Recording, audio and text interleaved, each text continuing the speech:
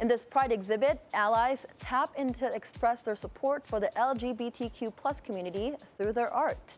Now this morning, we'll be joined by one of the artists at the Color Parade Pride exhibit, which runs until the 24th.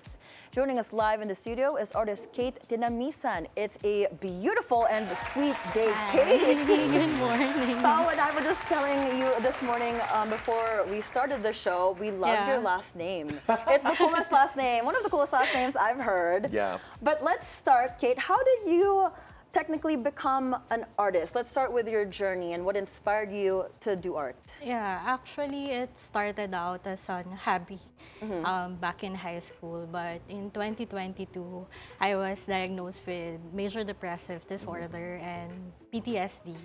So it's my way of coping. Yeah. So that's when it started. And then noong 2023, someone messaged me and asked if I can join the exhibit. It's South Arts Festival in Philinvest. So tuloy-tuloy na siya from there up until now. And then actually last year tumigil din ako. So this year lang ulit ako nag-start. Yeah. So parang I have the courage na kasi medyo ina-atake pa rin sometimes. But right now I'm okay. I think, first of all, it's so nice to hear that you're okay. All right, first and foremost, I think that's the most important thing. Second, we all know that art's a form of expression. And here you are trying to showcase that in a particular exhibit right now that actually encourages expression and encourage at the same time, of course, supporting the LGBTQ plus community. How important is it for you that you're part of something like this? I believe everybody deserves to feel seen and heard. So this exhibit, nagre-reconnect siya towards the society. So I think it's more of respecting each other then. So yeah. We're showing clips right now of some of Kate's work. Are these there. the ones that are in the exhibit this year? No, it's just her portfolio. Just her regular portfolio. Okay. Yeah. I mean, like, Do we have the art that's going to be this year or wala? Yeah, we'll go to that in a bit, but I just want to talk about your style that's here. from last year. It's from last year. Okay. I want to talk about the style that you have here because it feels very different. Like just looking at the different Very unique. works. It's really What's the signature style do you feel that you're having, or does it change depending on the emotions that you're feeling? Actually, it changed depending on my emotions. So, if I'm happy, so, magaan yung feeling niya. But more of, I'm on a dark side nung pinaint ko yan. And then, it's actually, I'm into expressionism. So, if you can see it naman, if you look at it, actually, mafe-feel mo talaga na, oh, this is sad, or actually, hindi ako nagpe-paint pag galit ako. Really? Oh, really? No. Because masterpiece? yeah, I know. Because I think parang sobrang dark nung lumalabas. Mo, I have a theory. What's your theory? Is it because, okay, correct me if I'm wrong, when you see a certain work that you used to do, you remember the emotion you put into it and binabalikan mo? And it brings you back. Yes, actually. And like parang, oh, bakit ko pining to? Like that. Something like that. Pero mas gusto ko mag-paint when I feel sad. Really? Okay. Yeah. Interesting. But what's also interesting is earlier off cam too, we were talking last year when you joined the exhibit, you said it's more of a sadder, depressed tone, your mood. But this year, you said it's more on a positive note. Yeah, so let's talk about the art that you have this year and what message do you want to convey through your artworks? Okay, so I have a painting na I forgot the title, pero it's more of actually positive siya na to the point na it reflects na like what I've said kanina, like you deserve to be seen and heard. So it's more of like that. Last year kasi it was more of personal. And may mga pinagdaanan ako last year na actually okay na ngayon. So, if I may share, I have 2 kids. Yeah. So It doesn't look like it. You look thank great. you. Yeah, I have 2 kids, 7 years old and then 3 years old. So, I'm a single mom. Yeah. So, that's when Actually, kaya medyo emotional din. Because Yeah. it's really hard to be a single mom. Although yung kids ko is wala sa akin, but palagi ko naman silang nakakasama, nakakausap. So, Oh, that's fantastic. Again, napakahirap yun, especially with someone of your age in particular, to have two people to take care of. Right. But when we talk about yung expression, you mentioned that last time around, mas personal. Ngayon, it feels like you're giving voices to someone else as well. Yes. What was the shift there? Paano ka nakarating dun? because I have a lot of LGBTQ friends. Yeah. I have a best friend who's came out as a gay. Actually, yung story niya is talagang nakaka-inspire din.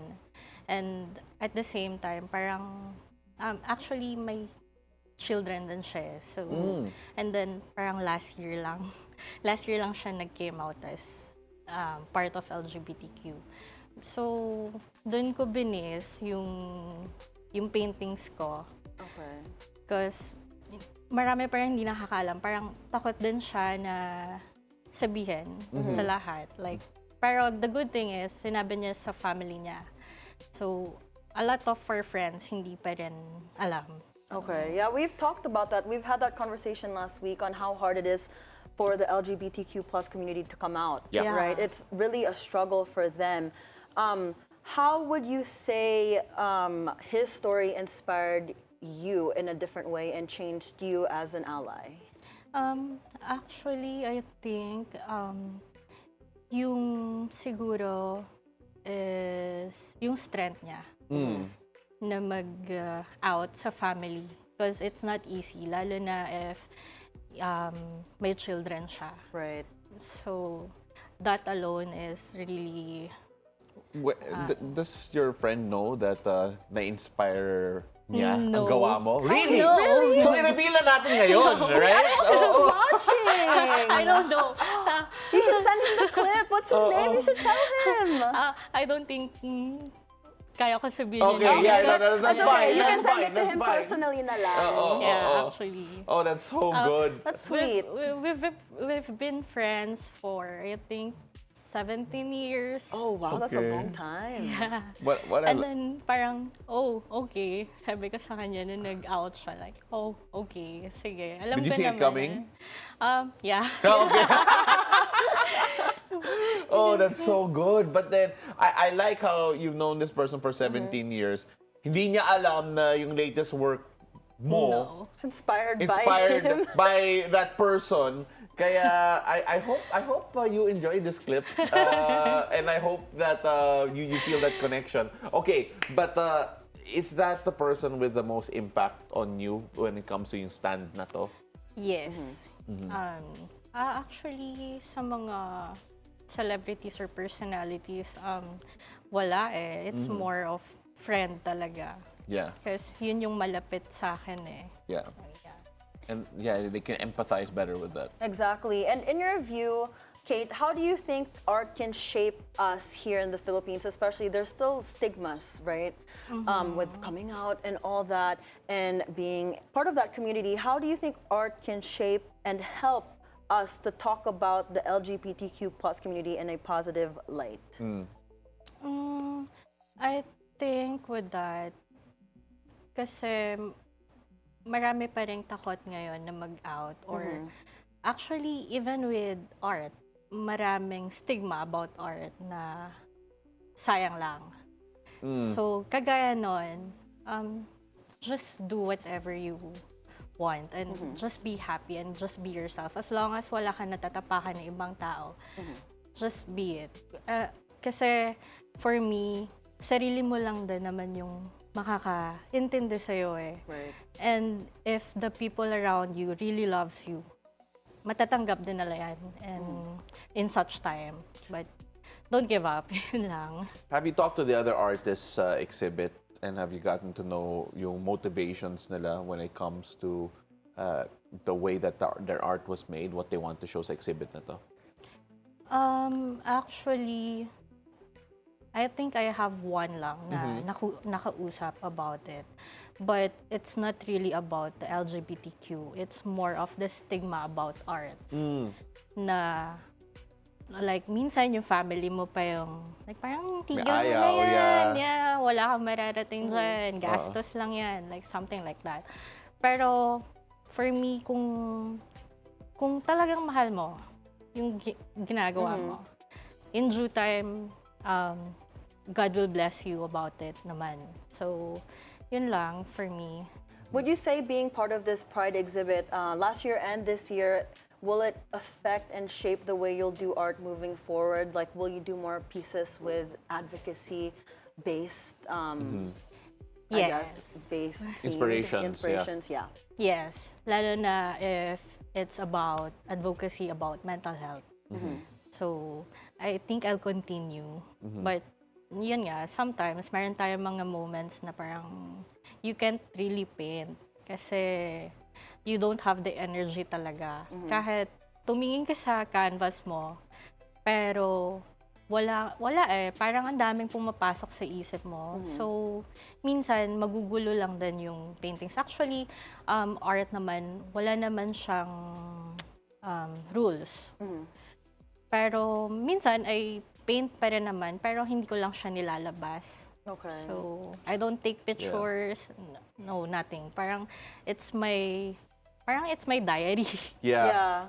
It's so personal. So for those wondering what we can expect when we actually go to the exhibit, apart from, of course, your own, I guess, a window to yung mga emotions mo, what can people expect when they go to the exhibit, when they see your work, and of course, if they go around and your impressions of the works of the other artists there as well? If you go to the exhibits, each of every artist has own artistic style. So, you'll feel talaga na you're actually at peace.